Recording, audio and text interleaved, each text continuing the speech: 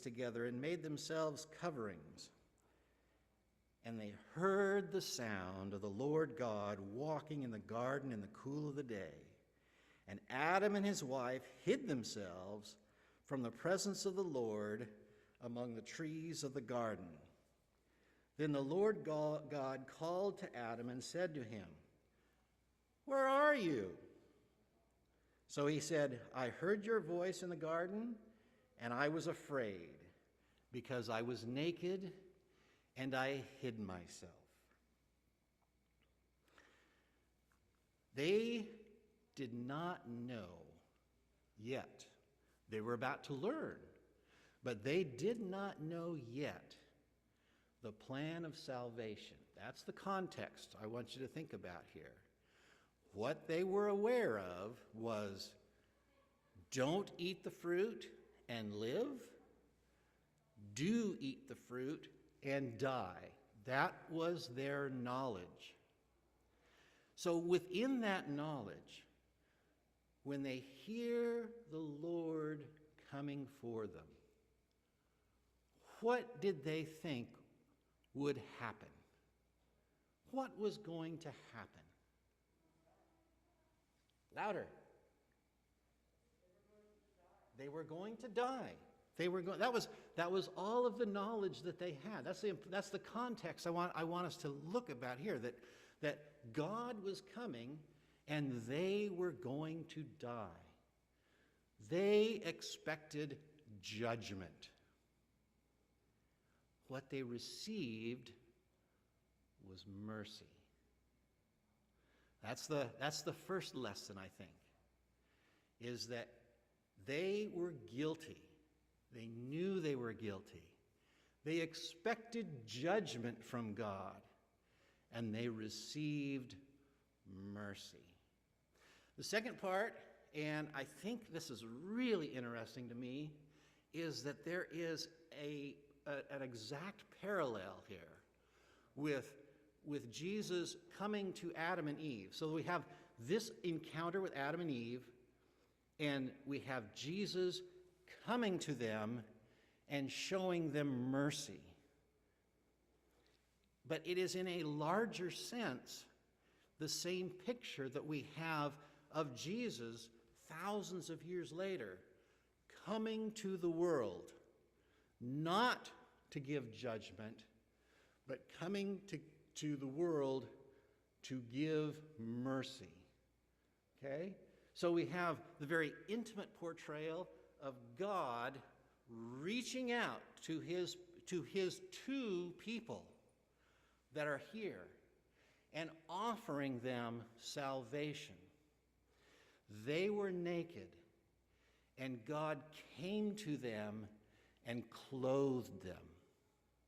Okay, then looking thousands of years later, and as you read there in Matthew, one of the very first lessons, one of the very first things that Jesus ever tells, that we ever see in terms of a message. We see some things about healing, and we see some things about Jesus' life, but when Matthew talks about Jesus sitting down to teach, the first thing he says, "Blessed are the poor in spirit, for theirs is the kingdom of heaven."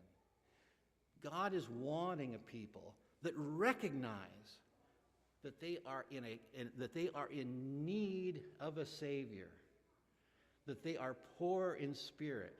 So this encounter that Jesus has with Adam is a small slice of the larger encounter that Jesus has with the entire world and to each one of us. He comes. No, Adam does not seek out God. He's hiding from God. God seeks out his own. And does he recognize? Are you poor in spirit? Do you recognize? Adam says, yes, we were naked. And what happens? Jesus clothes him. Okay, let's move on.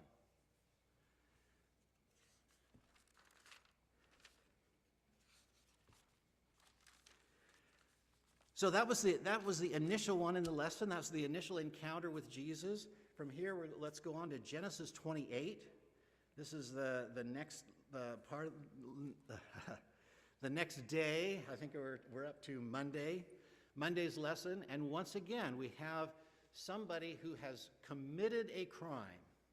Not really a crime. I guess it's a crime. It's sort of a crime. Jacob has stolen the birthright. Right? You know that story. First off, Jacob gets Esau to sell him the birthright for a bowl of soup. And then later on, he gets Isaac to give him the birthright by tricking him and making him think it's Esau. We have this whole machination, this lies and subterfuge and deal making and all this back and forth. And now Jacob is running for his life. He's in the desert. And here we go. Let's read the story. Genesis 28, and I'm going to start reading in verse 10. Now Jacob went out from Beersheba and went toward Haran. So he came to a certain place, and he stayed there all night because the sun had set. And he took one of the stones in that place and put it at his head, and he lay down in that place to sleep. Then he dreamed. And behold, a ladder was set up on the earth, and its top reached to the heaven, and there the angels of God were ascending and descending on it. Behold, the Lord stood above it and said, I am the Lord of God of Abraham your father, and the God of Isaac. The land on which you lie I will give to you and your descendants. Also, your descendants shall be as the dust of the earth. You shall spread abroad to the west and the east, to the north and the south, and in you and in your seed all the families of the earth shall be blessed. Behold, I am with you and will keep you wherever you go and will bring you back to this land, for I will not leave you until I have done what I have spoken to you. Then Jacob awoke from his sleep and said, Surely the Lord is in this place, and I did not know it. And he was afraid and said, How awesome is this place! This is none other than the house of God, and this is the gate of heaven.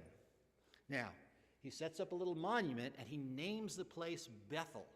And Bethel, so anytime you see the word El in one of these biblical words, that's a word for God. So Elijah, that El that you see at the part, that's God. Samuel, that part at the end, the El, that's God. Beth is a word for house. Bethlehem is the house of bread. So Bethel, that he names this place, is the house of God. Okay. Remember that he is traveling through the desert. He's trying to get away from his brother Esau. He's going in as direct a way as possible. So he's going through the desert. He is literally in a place where he does not, both literally and spiritually, in a place where he thinks he is alone and God is not there. Okay, he has done all of these lies and all this stuff that his brother hates him for. He's not feeling that God is in his life. He is in a place physically where nobody is around, and he feels alone. And so you can imagine when he wakes up in the morning, God was in this place, and I did not know it. Once again, we have in this story, just like in Adam and Eve, we have Adam hiding and God going to find him. In this story, we have the ladder, which it says was set up on earth. Do you catch that part of it? The ladder is set up on earth, and it reaches to heaven. And Jesus, generally, you look at commentators on these verses, and Jesus is that ladder. Jesus comes to where Jacob is and finds him, and he reaches back as the other part of the ladder. He reaches to heaven to connect, to atone, to place Jacob once again as a child of God.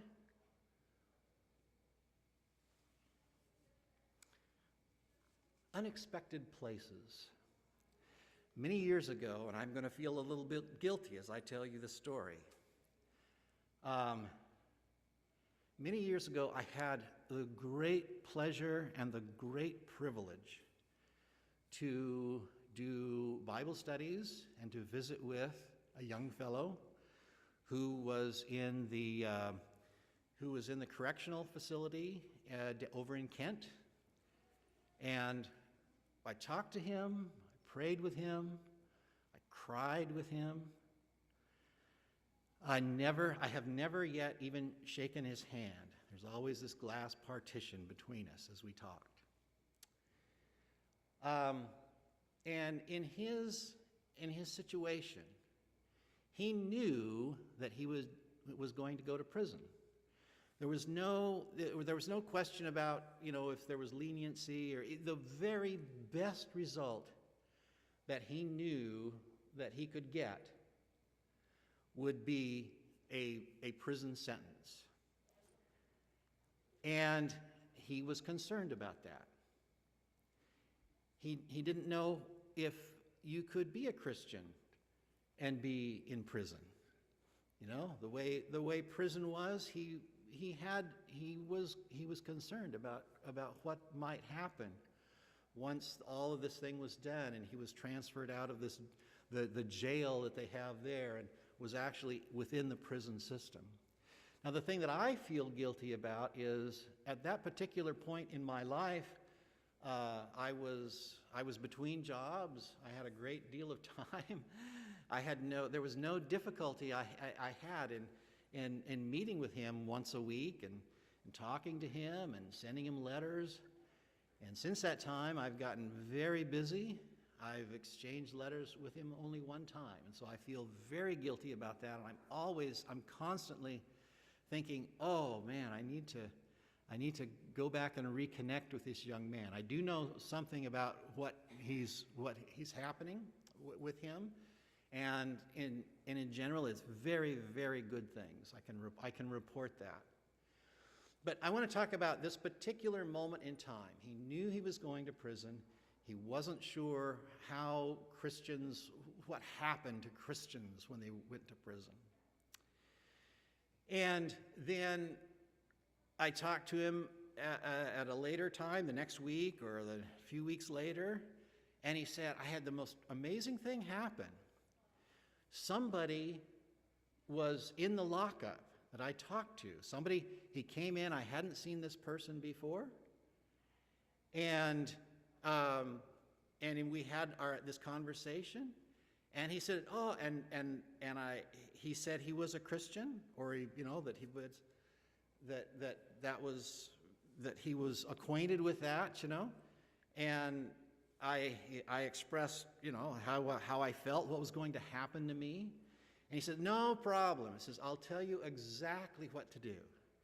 And he gave him all the things that he had to know. He says, when you go there, you say that you want this, and you say that you want that, and you talk to these people, and it'll all be okay. No, don't worry about it. It's all okay. So he was incredibly reassured at this moment that this person that came was another fellow prisoner there in the lockup. And then the final kicker on that is not only was this man who came for a very brief time and then he was gone again, not only was he said that he grew up Christian, he actually grew up Seventh-day Adventist Christian. So when he needed it, unexpectedly, a man comes and gives him the the peace that he had of this trial that he was headed toward. The unexpected encounter, the time when we don't even think that Jesus can be with us. And he is there. He's always there, reconnecting us from earth to heaven. Okay, next one. Oh, you know what? It's not really part of the lesson, but I feel I have to say this one thing about the whole thing with Jacob. All of this going on with the birthright, all of these deals that Jacob was making with Esau selling his birthright for a bowl of soup, tricking Dad to giving him the birthright. Nothing. It's all nothing. Jacob never received the birthright from Isaac. That wasn't at all what happened. The birthright was not Isaac's to give to Jacob. Jacob received the birthright at this moment in his dream, when God comes to him and tells him that the world would be blessed from his descendants. All of that stuff that happened before, eventually Esau inherits all of Isaac's worldly goods. Jacob doesn't get any of that, no matter what happened with tricking Jacob into thinking it was Esau. That never happened. All the worldly goods went to Esau. Jacob, he created his own out of what came from Laban. And the actual birthright, which was not Isaac's to bestow, Jacob receives here at this moment. So everything that we do with our lives, it's all in the hands of God anyway. It's all what God gives to us. Okay, let's move on. Okay. So we go from the unexpected encounter, and the next lesson, I'm going to call it the prepared encounter. Because nobody, and I mean nobody, was more prepared for the coming of Christ than John the Baptist. And if you have sat in my Sabbath school lessons in the past, you will know how much John the Baptist's life means to me. There are two people, the Old Testament person that I think of the most is Jonathan, the son of Saul, in the Old Testament. And the person that I think of most, the person, not Jesus, not God, but the person that I think of the most in the New Testament is John the Baptist. So it should not surprise anybody here that my son's name is Jonathan. Okay? I mean, that's how much that those people mean to me. Now, John, he had a leg up on all of us because an angel comes and tells his father exactly who John's going to be. Remember that story? I'm not going to read it here to us this morning, but the angel comes and tells John's father that John was going to be Elijah. Basically, that's what he says. Okay, so now when we first encounter John, here we go. Let's look at John 1. John 1 and verse 19. And here's where we encounter John in the Gospel of John.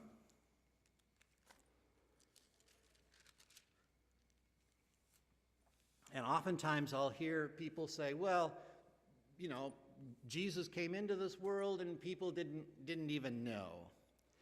These texts belie that. People knew. People were expecting it.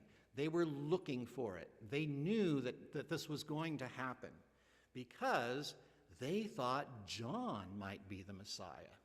So they're asking questions, and they're writing their timelines, and they've got it all plotted out, and they're looking around these priests and Pharisees and all this leadership, and they're seeing, well, could that be the Messiah? Could that be the Messiah? Here they come to John. Verse 19, now this is the testimony of John When the Jews sent priests and Levites from Jerusalem to ask him, "Who are you?" he confessed and did not deny, but confessed, "I am not the Christ." And they asked him, "What then? Are you Elijah?" He said, "I am not." "Are you the prophet?" And he answered, "No." Now those are the three. Those are the three from the Old Testament that they would have known about. The prophet is mentioned of by Moses, and you can find the information about the prophet that was to come in the book of Deuteronomy. And of course, in the book of Daniel, that's where we find about the Messiah, okay? And then Elijah, in the book of Malachi, it says that Elijah would come before before the Messiah, the Prince, would come, okay? So we've got these three things prophesied about in the Old Testament. And here the priests and Levites are coming to John. So they are looking for somebody to come. And they're asking John, "Are you the prophet?" And he answered, "No." Then they said to him, "Well, who are you? That we may give an answer to those who sent us. What do you say about yourself?" He said, "I am the voice of one crying in the wilderness, 'Make straight the way of the Lord,' as the prophet Isaiah said." Now those who were sent were from the Pharisees, and they asked him, saying, "Why then do you baptize if you're not the Christ, nor Elijah, nor the prophet?" John answered them, saying, "I baptize with water, but there stands one among you whom you do not know. It is he who, coming after me, is preferred before me, whose sandal strap I am not worthy to loose." Let's talk a little bit more about John. As John is growing up, he learns from his father about the incredible events surrounding his birth.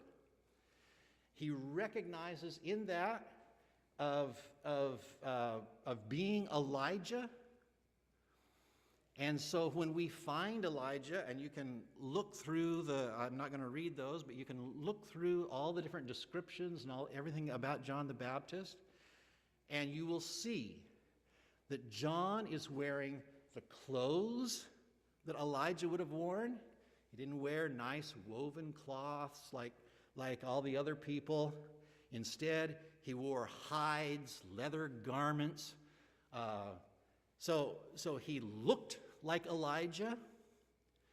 John didn't sit down and eat nice meals from food that came from the garden or anything like that. Instead, remember how Elijah went out into the desert and was fed out in the desert? John, his food comes to him rough from out in the desert, just whatever he can gather that's in the desert. So he wears the same clothes that Elijah did. He eats the same food that Elijah did. Even the place there at the Jordan River, that was a place that was connected with Elijah. So he lived in the same place that Elijah did. And when he spoke, if you compare the Mount Carmel sermon of Elijah, and you look at that, and you look at the things that Elijah said, and then compare those with John, you'll see that he is speaking the same sermon that Elijah spoke. So John the Baptist embraces completely God's will for his life. Remember, he's the son of a priest. He could have had priestly duties. He could have been, a member of those councils. He could have had this very different life. Instead, he recognizes God's will and he stands for it. He says, "This is what God wants in my life, and I am going to do it."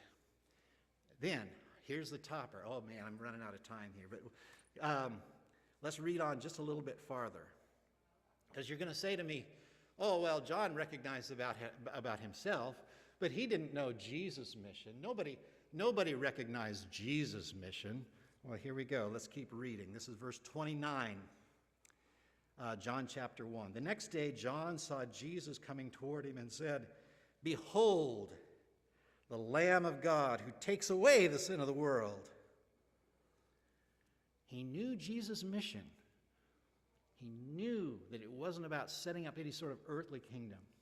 He knew that it was related to salvation. Keep going. This is he of whom I said, after me comes a man who is preferred before me, for he was before me. Now, he's not repeating himself. He's saying two different things. He's preferred before me. He's greater than I am. He was before me. He's older than I am. He existed before I did. So he recognizes in Jesus the mission that he has, and he recognizes Jesus' divinity. It's all right there. He knew. He was prepared. He recognized Jesus for what he was. He accepted it. So, why is he in this story? What is it about this story? How do we relate this? And it's not in the lesson so much, so we're going to talk a little bit about what's later on. What's later on? John's disciples come to Jesus. You can read about this. This is, I think it's in Matthew, what I write down. Matthew 15. Matthew 15. No, wait a minute. That's the next one. What am I doing? Matthew 11. Matthew 11. John's disciples come to Jesus. John's in prison. And they have a question. Are we supposed to look for somebody else? And Jesus says, well, look what's going on. Just hang around here. Watch what's happening. People are being healed. The word is being taught. Go back and tell John those things. So I started this by saying that this was the prepared encounter. But John's story is really this isn't what I thought encounter. And for that I have another story, and this one's my father-in-law. My father-in-law was a Seventh-day Adventist pastor. That's all he did his entire adult life. And I'm not kidding about his entire adult life. When he was, his parents came to some evangelistic meetings, and he attended with them. He was about 12, 13, 14, somewhere in there. And in academy, he came and into one of his fellow classmates, one of his friends, came into his dormitory room, and he told him, he said, I think you should be a minister.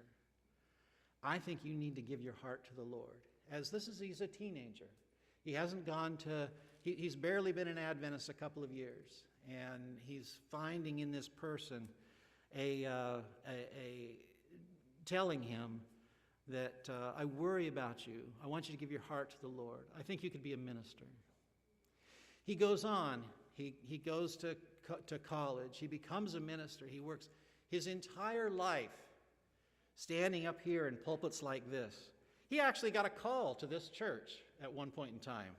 That's another story completely. But when the old U-Haul church, he came, and that was a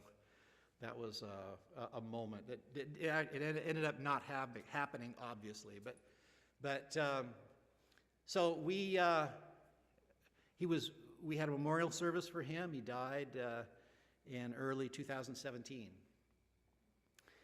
And you can imagine then this person that has lived his entire life standing in front of pulpits and saying, give your heart to the Lord because Jesus is coming again soon. Jesus is coming soon. And you think of all of the dear, dear people who in their lifetime have had this knowledge that Jesus is coming soon. And as they get to the end, thinking, well, this isn't what I thought. I thought Jesus would be here. I thought Jesus was going to be here by now. And some of that can be discouraging. And I'm not far away from myself thinking, well, maybe I won't be one to see Jesus when he comes. Maybe I'll have to, maybe in the next generation or something like that. And you can think to yourself, this isn't what I thought it was going to be. And that's John's experience. John's wonderful, wonderful experience doing the will of God and believing and understanding. And yet coming to a place where well, it's maybe I'm not going to see it. Maybe this isn't what God has for me. And Jesus has mercy. Jesus understands discouragement.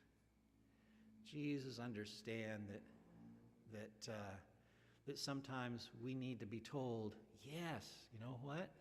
All this stuff that you've lived for, you've done well. It's okay. Okay, moving on. I'm getting down to the end here. Oh man, my two best ones.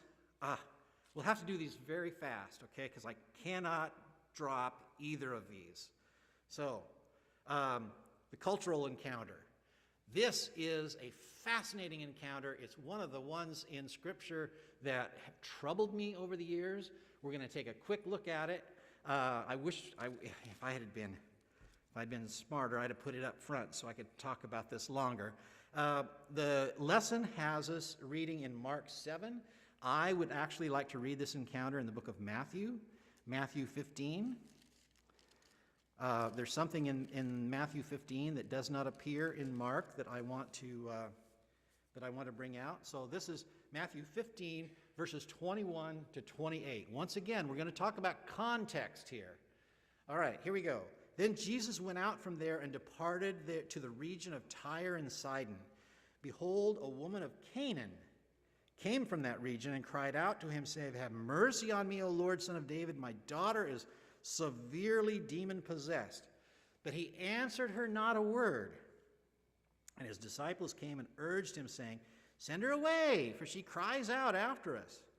But he answered and said, "I was not sent except to the lost sheep of the house of Israel." Then she came and worshipped him, saying, "Lord, help me." But he answered and said, "It's not good to take the children's bread, throw it to the little dogs." And she said, "Yes, Lord, yet even the little dogs eat the crumbs which fall from their master's table." Then Jesus answered and said to her, "O woman, great is your faith. Let it be to you as you desire." And her daughter was healed from that very hour. Context in this story means everything. Okay? This story makes no sense if it is told in Jerusalem. But it's not told in Jerusalem. In Jerusalem, that is the elite of the Jewish nation. This story makes no sense if it is told in Galilee. Galilee, of course, was another very large Jewish population around the southern end of the Sea of Galilee, Capernaum and places like that. There would have been a large Jewish population. In fact, there was. It talks about the multitudes. Jericho, if this story happened in Jericho, it would make no sense. It does not happen in those places. The very first verse tells us that Jesus has left Galilee and he's traveled north, in this case, to Sidon. So, the people that are gathered around are most likely not Jewish. Not Jewish. That's the context that these words happen. Okay?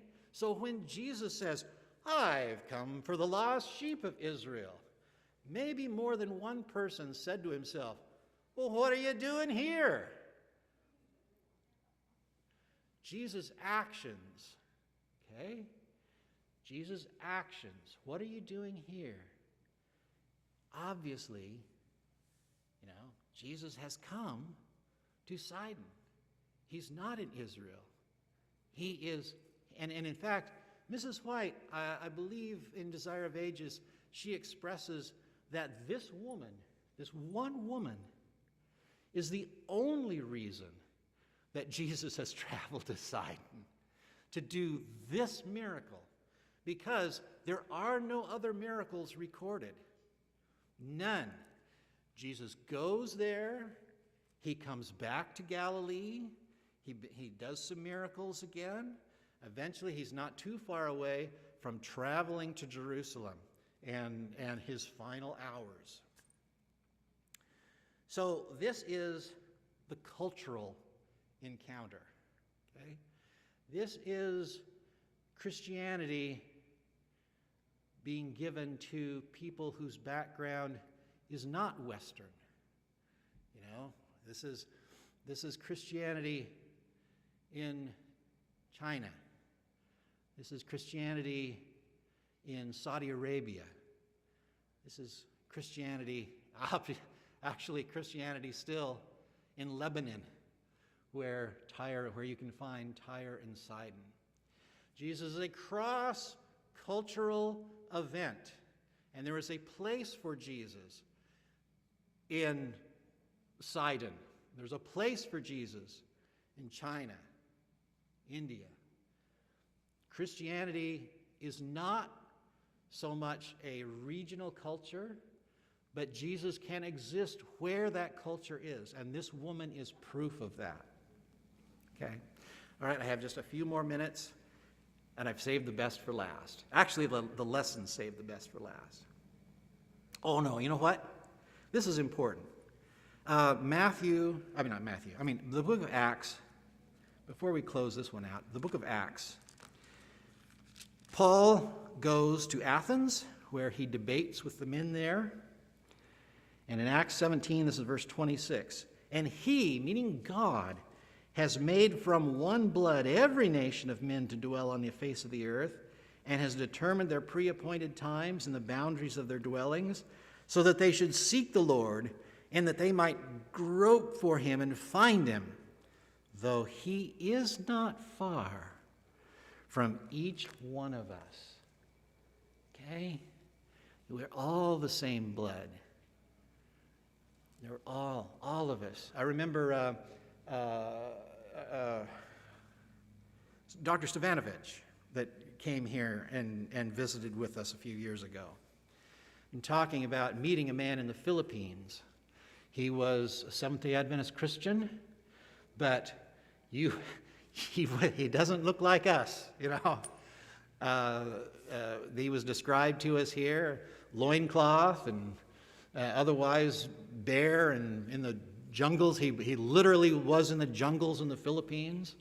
But in learning that Dr. Stavanovich was going somewhere else, told him, you go and you tell those people that I'll be waiting for them in heaven. I will meet them in heaven. So someday, people from these cultures that are so foreign to us, but remember that Christ transcends that, and we all Christian together. Okay, final thing, and I literally have 5 minutes. All right, this one is in Mark 10. Mark 10. And it's not the only place that this is mentioned, but this is the place where the person involved is named. Mark 10, and I'm going to start reading verse 46. Once again, context here is extremely important to get the overall picture of this story. Now they came to Jericho. As he went out of Jericho with his disciples with a great multitude, blind Bartimaeus, the son of Timaeus, sat by the road begging. And when he heard that it was Jesus of Nazareth, he began to cry out and say, Jesus, Son of David, have mercy on me. Then many warned him to be quiet. Now, you got to stop right there. Every single story that comes up, did Jesus ever turn to some of those people? Would you please tell that man to be quiet? Did that ever happen? We're years into this thing, and the disciples are still, tell that man to be quiet. It's like, come on. When did this ever happen? All right, anyway, Jesus, Son of David, have mercy on me. Many warned him to be quiet, but he cried out all the more, Son of David, have mercy on me. So Jesus stood still and commanded him to be called. Then they called the blind man, saying to him, Be of good cheer. Rise, he's calling you." And throwing aside his garment, he rose and came to Jesus. So Jesus answered and said to him, "What do you want me to do for you?" The blind man said to him, "Rabboni, that I may receive my sight." Then Jesus said to him, "Go your way, your faith has made you well." And immediately he received his sight and followed Jesus down the road. And I want to focus on that for just the couple of minutes that I have left here. He followed Jesus down the road. This was going to be a whirlwind week for Bartimaeus, because it is probably Thursday afternoon or Friday morning. Jesus was on his way from here in Jericho. He was on his way up the hill. He would spend a day staying with Lazarus in Bethany, and then there was going to be this triumphal parade down into Jerusalem, and then he was going to be in the temple for a couple of days, and then he was going to die, and then he was going to be raised again. So just think about that. A blind man who has just gotten his sight, and this is his week, right? This is his week. Jesus gives him his sight, and he gets to watch the triumphal entry into Jerusalem. He gets to be in the temple for a couple of days. He gets to see Jesus dying. Can you imagine the roller coaster of emotions in this poor Bartimaeus? And then a few days later, Jesus has risen again. He's not in the tomb anymore. He's excited. What happened to him? Did he discourage? It says here that he followed Jesus. Did he follow him all the way through?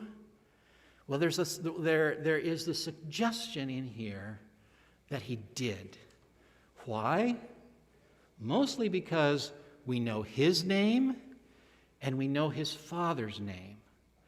So when John Mark was writing down his gospel, when he was writing down that story, the chances would be good, don't you suppose, that if he had fallen away, if Bartimaeus had become discouraged, and he had somehow gone back to where he lived or done something, he would have been forgotten about. They wouldn't have remembered his name. But not only did they remember his name, they remembered his Father's name in the story. So there is just knowing that, just knowing that we know his name and his Father's name, Mark must have, well, in all likelihood, it's a bit of a supposition, but you can imagine that if he knew that much information about a person, he knew Bartimaeus. And Bartimaeus was an apostle. And Bartimaeus was a continued testimony. And then, now, this is the last thing I'm going to leave you with. We're going to go back to that encounter. Remember, we're talking about encounters with Jesus. This is the ultimate encounter with Jesus. Here we go. You remember the story? He's begging alongside the road. He's blind. Jesus comes near him. And what does he do? Here it says in verse 50, and throwing aside his garment, he rose and came to Jesus. When Bartimaeus encounters Jesus, he's poor, blind, and naked. That's how he encounters Jesus. Now, I will say that if you go and look at this throwing aside his garment part, there's talk that it's an outer garment. It's like he took off his coat. So I don't know if he's literally naked, but the symbolism is so powerful to me that when he encounters Jesus, he is poor, blind, and naked. And going back to where we started, and I said we'd be coming back here, right? I gave that away at the beginning. We'd come back here, and you, all of you, Jesus is looking for an encounter where you acknowledge that you are poor, blind, and naked. And what does Jesus do? And now we're going to go back to the beginning story. Jesus gives you clothes, and he makes you wealthy, and he opens your eyes so you can see. Where are you this morning?